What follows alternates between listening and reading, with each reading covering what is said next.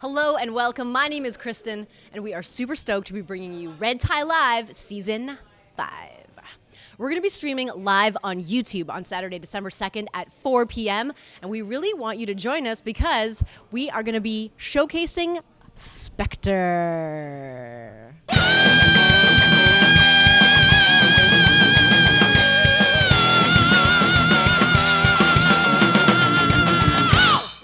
Adam, thank you so much for joining me today. Thank you for having me. I am really looking forward to the very first stream. Now, I'm sad because I'm not going to be there in person. So I want you right now to tell me a little bit about your band and make me know what I'm going to be missing next week. Like, give me FOMO in the worst way. All right. So Spectre is a heavy metal band, like a classic heavy metal band. And we kind of have like old influences such as like Iron Maiden or Judas Priest. So the high notes.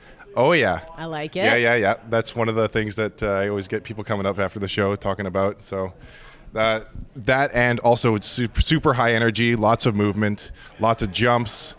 If we could do flips, we would do those too. But high kicks? High kicks, yep. Excellent. So all that stuff, I think you guys are going to have a bit of trouble keeping track of us. So it'll be a challenge for everybody. Okay, well, that's good. We'll leave that to the professionals when it comes down to it. I'm sure they'll do just fine. But tell us a little bit more about your band in terms of like how long you guys have been playing together, because you guys have just played your debut show earlier this year, right? Yeah. So we got together July last year.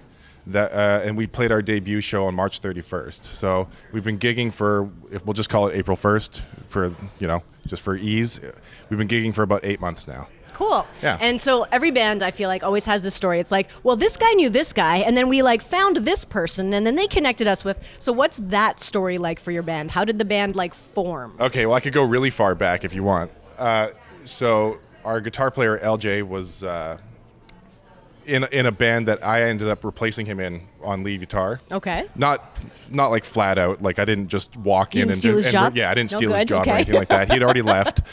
But so I knew him through a friend already from the band, and I don't know. Like LJ asked me probably 2 years ago if I would be interested in playing guitar in a new project that was going to be something like this, like an old 80s heavy metal type of thing. Mm-hmm. And I told him I didn't really have the time for that or anything like that. So flash forward a year from then, and I see this post on Facebook from him, and he says, "I'm looking for singers, not screamers." And I was like, okay, well, that's probably for that band that he was talking about. And so I was like, I got some more free time now, and obviously it's not a guitar gig, but I was like, okay, I'll give it the old college try. Mm-hmm. So I showed up at the jam space, gave it the old college try, as in I showed up and I did a high note. Nice. Then I improvised a couple songs, and I got the gig that day. All right, and they were like, yes, you are exactly what we're looking for. Pretty much, yeah. Very cool. Okay. Let's show the logo to the camera one more time. I love the logo. Now, I'm a pretty visual person, and I feel like a lot of people are too, and I feel like there's always a lot of intentionality when metal bands choose like a font and a logo. So tell me a little bit about your logo, how it came to be, and how it kind of like represents you guys. We had a designer make it. Yeah, we went with like the chrome. We call this our chrome logo. Okay. We went with this one because it's sort of futuristic looking or something like that, and it kind of reminded us of, well, at least for me, I can only speak for myself, but it reminded me a little bit of Transformers or something like that. Especially with the blue and the reds. Yeah. Mm-hmm. Yep. And so, like a lot of the guys, they like the cyberpunky type of stuff in the band. So. Nice. Yeah. And the P is, it's very Judas Priest, that P. Oh, yeah. And I feel like that kind of gives people a hint about what you sound like. Yes, it's very sharp and pointy. I love it. All right, so you guys played your debut show, and then you've played like a whole bunch of stuff since. You guys have been really busy playing Bulldogs, the Albert, the Tap House. I've noticed you've also done a couple of shows in Brandon. Is there a connection to Brandon or why is it important for you guys to play gigs outside of the city and not just in the city? Okay, so yeah, we do have connections with Brandon, only in the way that our guitar player, Dr. Doug Douglas, he knows Ken, who is actually the guy that just won Ambassador of the Year from the Manitoba Loud Music Awards. Mm-hmm. So he's super cool. We've played in Brandon 3 times now. We played at the 40 twice. We played at the East Side Eatery the first time we were there. Why is it important for you guys to be playing not just in the city of Winnipeg? We just want to bring heavy metal around to Canada. I love it. And we're trying to prepare for a potential tour. Very nice. Okay, so in addition to playing Brandon and those other venues in town that I mentioned, I see that you guys have also played at like a Legion and an outdoor show for, I think it was Scam Jam? Yep. and someone's garage. Tell me a little bit about that and how you have to change what you guys do on stage when the venues are that different. Yeah. Well, typically we would like to bring all of our big equipment and stuff. I mean, that's kind of typical for a lot of bands where they have alternate gear or something like that. Like, we've got like little tiny amps or whatever. But also, Spectre likes to use an ego box. So just a big giant box that we fold out to stand on stage. Not every venue can do that, especially not with my size. I was gonna say, you're a tall dude. Yeah, I'm 6'5". So when we set up the ego box at like Bulldogs, for example, I can't stand on it, or else I'll just smack my head on the lights. So really, we've only had like maybe 2 or 3 opportunities to really use it. We used it in Brandon recently, though, and it was super fun. Nice. Okay. Cool.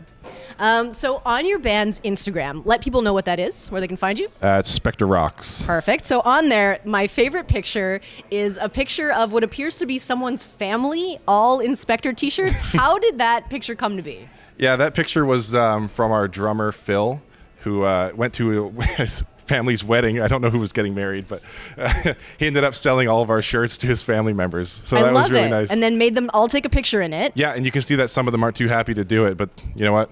Oh yeah, there was one lady, you guys need to check this out. One lady right in the middle of the picture who was having none of it, but she's still supporting. So that's important. Of course. I love it. On your band's YouTube page, you guys have a really neat sort of behind the scenes video, and it was you guys sort of planning what your stage moves were going to look like before your first show. I love that behind the scenes stuff. Do you guys have plans to do more of that, to sort of let fans like behind the curtain, as it were? Yeah, we are hoping to continue with like our YouTube stuff. We kind of put it a little bit on pause just because of all the gigging we've been doing and stuff.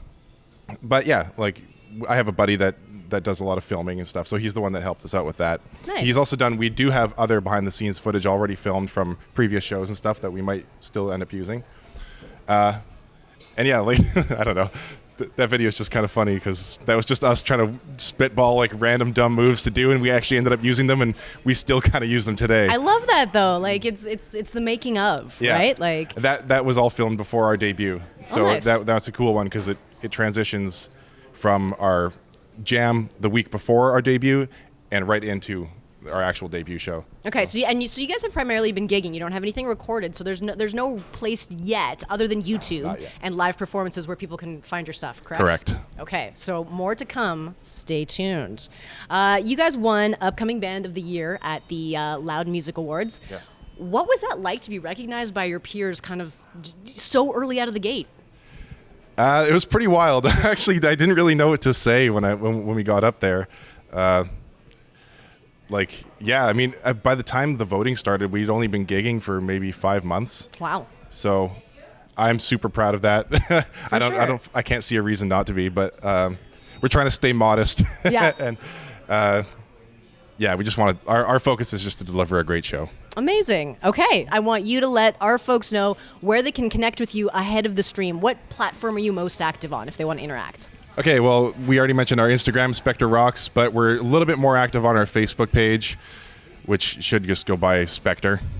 You'll be able to see us. You'll be able to see this logo. Right now, the picture might be of our award that we won, but yeah. Okay, well, we are super looking forward to having you. I am super sad I'm going to miss it. I'll be watching it from afar, but we hope you will tune in for the live stream on Saturday, December 2nd at 4 p.m. on the Reds High Live YouTube page. We'll see you there.